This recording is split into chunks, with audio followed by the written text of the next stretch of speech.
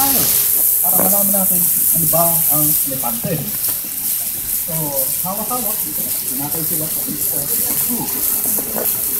Pagdating sa zoo ngayon, yung isa, inilapit ngayon sa trunk. Yan yung isa, mga elepante. O yan ang elepante.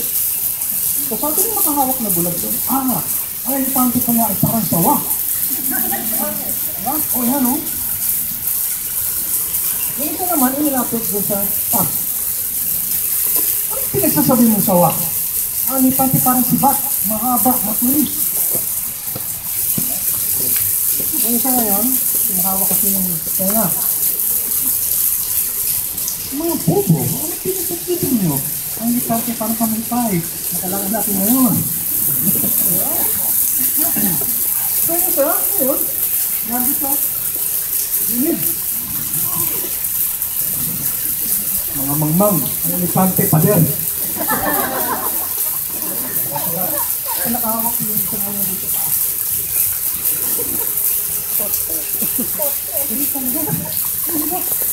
Di ba? Ang elepante, di ba parang puno? Ito yung troso, oh. Yung huli, nandito dito. Bahala kayo. Basta ang elepante, babi. Ngayon, sino sa kanila ang tama? Lahat. Wala? Hindi ba ang elepante parang ito?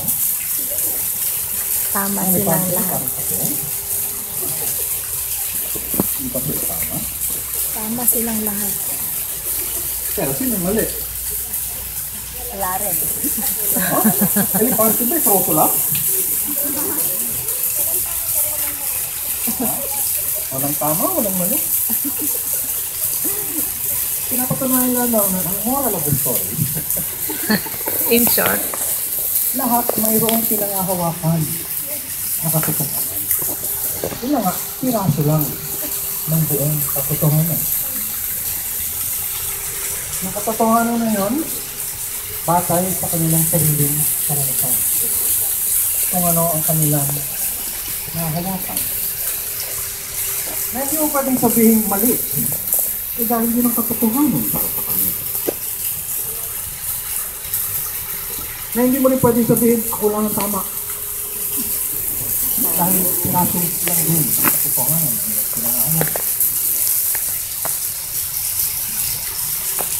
So, instead sana, na nagbumurahan sila, mangmang, bobo. Diba? Ano sana kami ginawa? nagtulungan. Ha? Hindi lang sawa? Diba? Bakit mo sabi? Hawak nga. Ay, oo nga.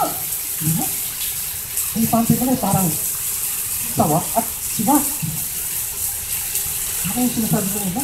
Diba? So, kung bukas ang kaisipan, hindi sarado. Kung mayroon kang kababaang loob na aming hindi ko alam ang lahat, malaki na yun ang pagkakataon mo na palawakin ang iyong karunungan. Na paglipas ng panahon, sa iyong patuloy na pagsasaliksik, pag-aaral, mas makakabuo ka ng mas malalim sa katotohanan. Kaya sa mga spiritista po, unang-unang kailangan kababaang loob. Yayaman ng Watson.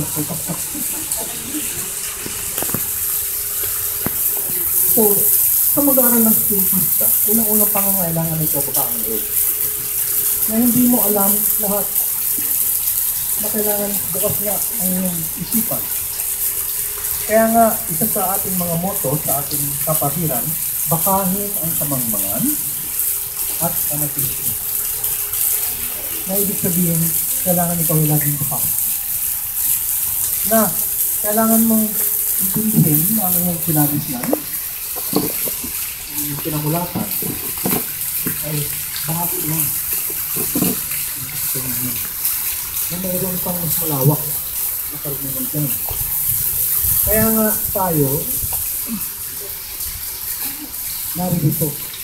Kaya tayo nagiging membro ng ating bandiyan dahil naghahanap tayo ng karagdagang karunungan.